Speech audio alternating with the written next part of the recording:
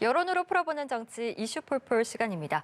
배종찬 인사이트K 연구소장과 함께 다양한 대선 관련 여론조사 결과들 살펴보도록 하겠습니다. 소장님 어서 오시죠. 안녕하십니까? 예. 매주 요동치는 여론의 지형, 이번 주 역시 지난주와는 또 사뭇 다른 분위기가 감지가 되고 있습니다. 네. 먼저 저희 4개 여론조사 기관의 공동조사로 진행된 대선 후보 지지도부터 살펴보겠습니다. 이번 주 월요일부터 수요일까지의 결과고요. 이재명, 윤석열 후보 모두 1%포인트씩 상승하면서 지난주와 같이 팽팽한 결과를 보이고 있습니다. 네. 이어서요, 저희 이번에는 리얼미터 결과도 함께 같이 보겠습니다. 월요일, 화요일 이틀간 조사고요. 2주 전과 비교해서 윤석열 후보가 5.5%포인트 상승하면서 이재명 후보와의 격차가 조금 더 벌어졌습니다. 두 여론 지형 모두 이 윤석열 후보의 상승세가 가장 눈에 띄는데 또 차이 나는 부분들도 있어서요. 네. 어떻게 분석하고 계시는지요? 결과는 좀 차이가 있습니다. 먼저 4개의 여론조사 결과를 먼저 MBS 보시는 결과 게 좋을 것 보여주시죠. 같아요. 중요한 건 추세입니다. 예. 자, 지금도 추세를 보면은 이재명 후보는 박스권. 조금 또 내려오긴 했지만 대체로 이제 큰 변화가 없는 예. 지지율 추세로 보시면 되는데 윤석열 후보는 20% 되었던 1월 초만 해도 20% 되었던 지지율이 34%, 거의 이재명 후보가 비슷해졌거든요. 예. 그러니까 윤석열 후보는 상승세, 이재명 후보는 박스권, 그리고 안철수 후보의 지지율을 보면은 14%, 어떤 조사에서는 10%대 후반까지도 갔었던 안철수 후보의 지지율이 10%, 거의 지금 두 자릿수 지지율을 겨우 지킨 셈이거든요. 예. 그러니까 윤석열 후보는 상승세, 이재명 후보는 박스권, 그리고 안철수 후보는 둔화세, 이렇게 보시면 될 텐데, 특히 이제 안철수 후보의 경우에는 보수 이슈가 등장하니까 다시 진영 간 대결 구도, 예. 북한 미사일 발사 등으로 인해서 이제 보수 이슈가 전면에 등장하면서 안 후보의 지지율이 주춤한 모습. 우리 이슈 포플러를 통해서 안 후보의 지지율과 보수 이슈와의 상관관계 설명을 드렸거든요. 예. 그러니까 진영 간 대결보다 더 팽팽해지는데 갤럽 조사를 보실까요? 자, 이 조사는 면접원 조사인데, 자, 그 다음 조사가 우리가 리얼미터 조사인가요? 예, 리얼미터 리얼미터입니다. 조사입니다. 리얼미터 조사를 보면 윤석열 후보가 오차 범위 밖으로 이재명 후보를 앞서고 있죠. 예. 그러니까 대체로 지금 자동응답 조사의 경우는 자동응답 조사는 ARS 조사는 오차 범위 아니든 바뀌든 윤석열 후보가 앞서가는 추세로 나타나고 예. 있고요. 앞서 우리가 봤던 4개의 여론조사 기관은 면접원 조사입니다. 면접원이 직접 물어보는 조사인데 이 조사의 경우에는 두 후보가 팽팽한, 아직도 이재명 후보가 윤석열 후보에 뒤지지 않는 조사 결과인데 그런 차이가 있는 것이 이제 면접원 조사의 경우에는 지금 보시면 여기 그래프에는 안 나와 있지만 무응답 비율이 거의 한 18%, 20% 가깝습니다. 예. 그러니까 재질문을 한 번 더 했더라면, 그러니까 어떤 후보에게 투표할지 응답하지 않은 사람들한테 에이 그래도 생각해 보면 누가 좀 더 나아요, 이렇게 재질문을 했더라면 응답했을 수도 있거든요. 자, 그렇다면 응답하지 않은 사람들이 대체적으로 어떤 성향이냐? 그래도 조금은 더 보수적 성향이 있을 수 있어요. 그러니까 이 면접원 조사, 4개의 여론조사에 실시한 조사에서 재질문을 했더라면, 예. 또 면접원 조사는 대체적으로 사무직, 화이트 칼라가 좀 더 많이 응답하는 경우가 있습니다. 그런 경우에는 대체적으로 이들은 좀 성향적으로 민주당 성향, 진보 성향이 강하거든요. 그런 영향도 있을 수 있는데 종합적으로 말씀드리면 여전히 판세는 엎치락, 뒤치락, 혼전양상입니다. 예, 조사 방식의 차이가 있었지만 여전히 결과는 모르는 것이고, 일단 이번 주 결과를 봤을 때는 윤석열 후보의 상승, 이재명 후보의 정체, 그리고 안철수 후보의 둔화, 이렇게 좀 정리를 그렇죠. 해주신 것 윤석열 같습니다. 후보는 상승세니까 예. 한 1, 2주 전만 하더라도 지지율이 이 하락한 것에 대한 부담이 있었겠지만 지금은 조금 이 여유가 있을 테고요. 예. 이제 답답한 사람은 역시 이재명 후보일 겁니다. 후보겠죠. 뭐 예. 오열하기도 하고 또 큰절을 통해서 사과하기도 했는데 아직까지는 갇혀 있는 박스권에서는 탈출을 못하고 있는 모양새죠. 예, 알겠습니다. 혼전을 거듭하고 있는 여론의 상황을 지금 지켜보고 있는데, 이번에는요, 기존 후보 지지도 흐름과 조금 다른 또 여론조사 결과가 있어서 가져와 봤습니다. 허경영 후보가 등장을 했습니다. 5%대 지지율을 돌파를 하면서 수치상으로는 지금 심상정 후보보다도 높게 나왔습니다. 허경영 후보 같은 경우에는 워낙 본인만의 이미지가 강한 후보이기 때문에 이것이 정치 혐오를 반영하는 어떤 결과인 것인지 아니면 정말 대선 후보로서 유의미한 지지율을 이제 가졌다라고 평가를 해야 되는 건지 헷갈립니다. 어떻게 봐야 될까요? 더 크게는 대중적 인지도라고 봐야 되겠죠. 결과적으로는 얼마나 이 사람이 대중에게 알려져 있나. 예. 이미 허경영 후보는 거의 연예인급이죠. 예. 우리가 대중성이 중요한 것은 일단 대부분의 사람들이 알고 있다.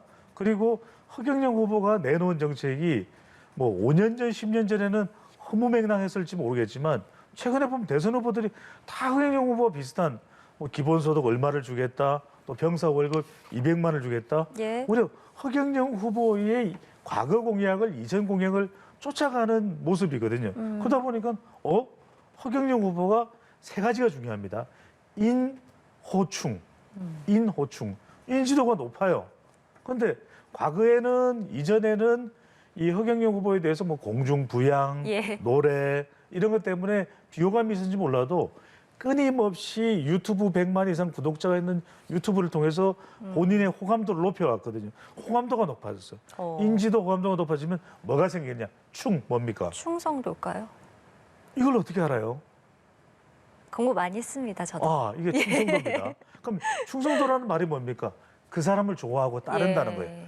나를 따르라. 이렇게 했을 때 투표를 할 수도 있는 겁니다. 그게 지지율로 연결되는 거죠. 그러니까 정치를 하는 사람과 선거를 하는 사람은 세 가지가 너무나 중요해요. 알아야죠. 인지도. 예. 그다음에 호감도, 충성도인데 불과 5년 전, 10년 전만 하더라도 인지도 정도에 머물렀던 허경영 후보가 호감도와 충성도까지 생기다 보니까 지지율이 훌쩍 5%포인트대로 높아졌는데 이걸 단순한 일시적인 현상으로 볼 수 없는 것이 지난 4월 서울시장 보궐선거 기억나실 거예요. 예. 당시 3위 후보가 누구였습니까? 득표. 글쎄요. 누구셨죠? 자, 공부를 예, 조금 더 하겠습니다. 알겠습니다. 허경영 후보였죠. 정말요? 그러니까 오세훈 후보, 박영순 후보 다음에 3위 득표자가 허경영 후보예요.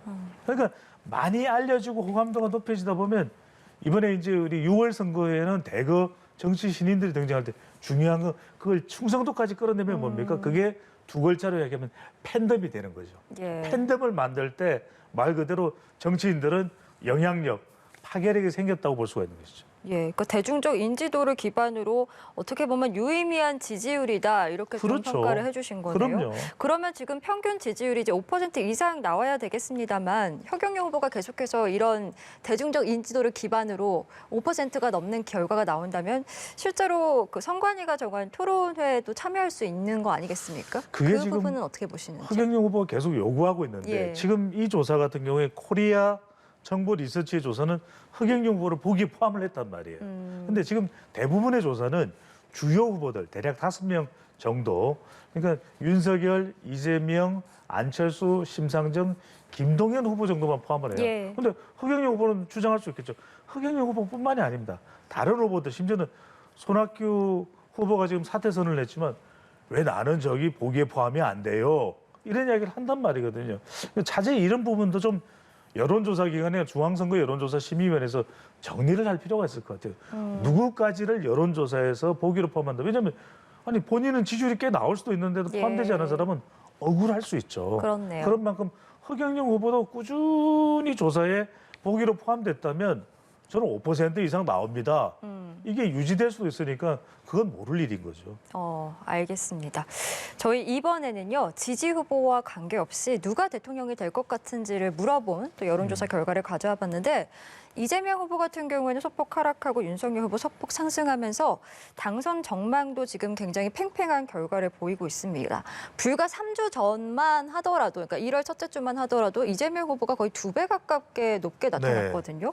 윤석열 후보가 각종 리스크들이 사실 계속해서 나오고 있음에도 불구하고 이렇게 당선 전망 추이가 거의 팽팽해진 것. 이건 어떻게 분석을 해야 될까요? 이건 간단하게 보시면 돼요. 이제 선거일이 가까워지게 되면은 당선 가능성을 물어보는 질문은 지지율이 높은 후보가 당선 가능성도 높게 나타날 수밖에 없는 거예요. 네. 이제는 지지율이 특히나 이제 상승세에 있는 후보 같은 경우는 이 추세대로라면 당선 가능성이 높아지겠네.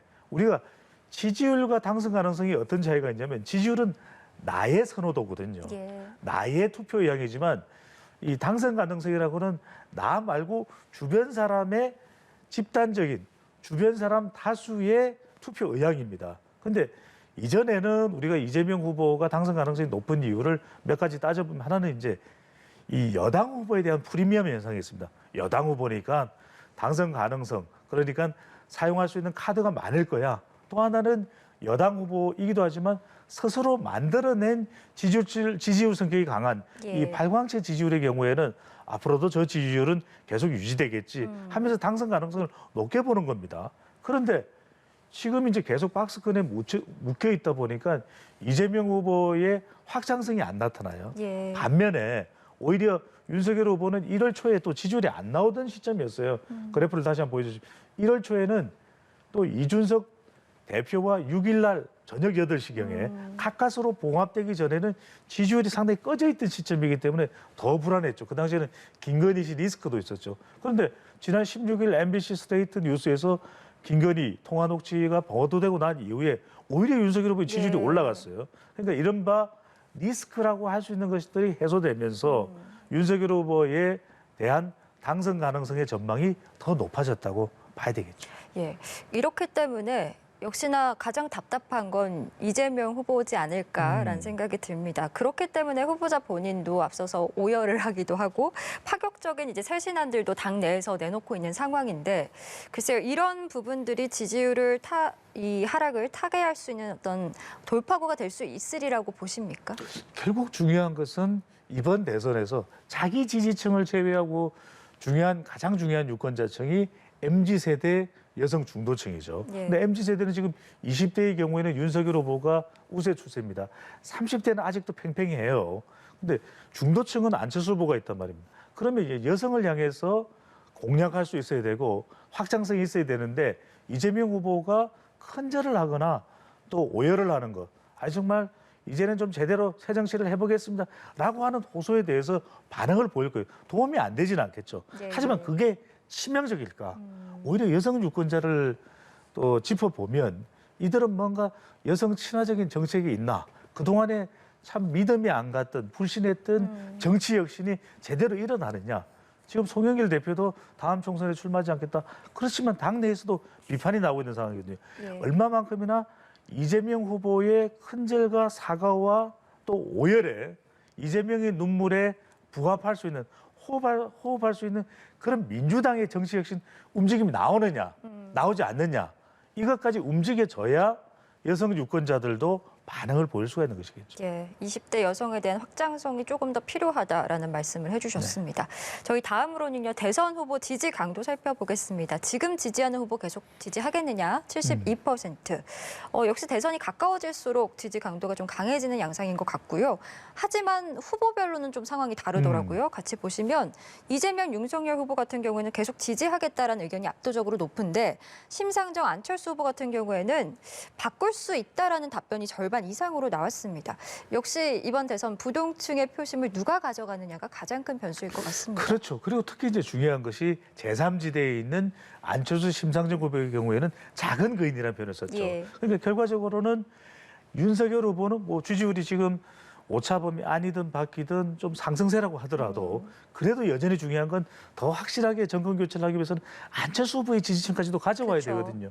그렇다면 윤, 안, 이심, 이심 전심이 아니라 이심, 윤, 안으로 볼 수 있거든요. 그러면 예. 얼마만큼이나 안철수 후보의 지지층은 바꿀 수 있다고 했으니까 저들을 가지고 오느냐가 아주 중요할 수밖에 없고 그렇기 때문에 너무 안철수 후보를 좀 미워하는 발언이 국민의힘에서 나올 필요는 없는 거예요. 안철수 후보 지지층들이 그러면 우리 못 가 이렇게 돼버리는 것인데 오히려 단일화가 됐든 뭐가 됐든 하든 안 하든 안 후보도 우리와 함께 할 수 있습니다. 이게 훨씬 더 데이터성으로 보면은 효과적이라는 거예요. 전략적으로도 더 효과적인 것이 될 수 있고 마찬가지로 이재명 후보도 지금 심상정 후보 지지율이 높지는 않지만 그래도 이 진보층 심 후보를 지지하는 사람들을 조금이라도 끌어오는 것이 이 답답한 박스권을 탈출할 수 있는 방법이거든요. 예. 그렇다면 정의당과도 한번 좀 우리 연대할 수 있습니다. 이런 좀 포용적인 유화적인 그런 제스처를 쓰는 것이 더 효과적일 수가 있겠죠. 예, 이재명, 윤석열 후보 모두 이 심상정, 안철수 후보를 향해서 좀 포용력 있는 그럼요. 그런 모습을 보여줘야 한다. 항상 우리가 정치 격은 잊지 말아야 될 것이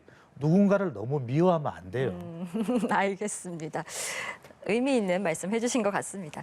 자, 마지막으로요. 지난주에 가장 큰 이슈였던 양쪽의 녹취 공개 네. 이 파일이 그 파장이 얼마나 지지율에 영향을 미쳤을까에 대한 여론조사 결과를 가져와 봤는데요.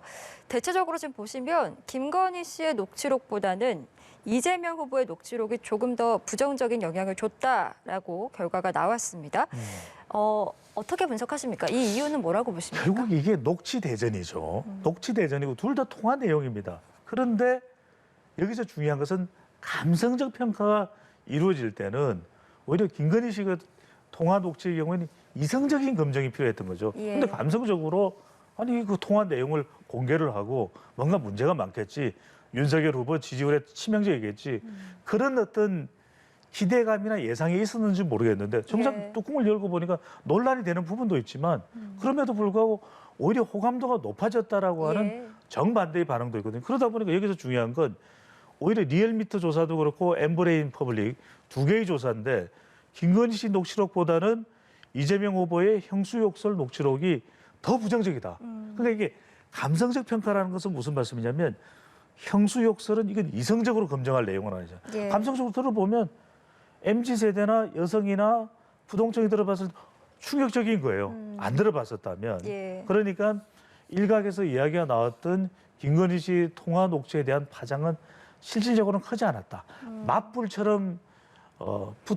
맞불처럼 함께 이 제기가 됐던 오히려 이재명 후보의 형수욕설이 더 큰 영향을 줬을 수도 있다라는 것이 바로 이 결과인 것이거든요. 예. 그런 만큼 이제 앞으로 중요한 것은 이런 녹취와 관련된 내용에 대한 감성적 평가가 아니라 이건 우리 유권자들이 별로 달가워하거나 원하는 게 아닙니다.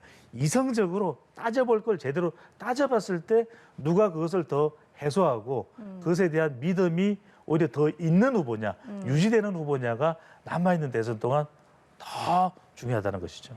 예, 알겠습니다. 오늘 말씀은 저희 여기까지 듣도록 하겠습니다. 배종찬 인사이트K 연구소장과 함께했고요. 오늘 말씀 고맙습니다. 감사합니다. 예.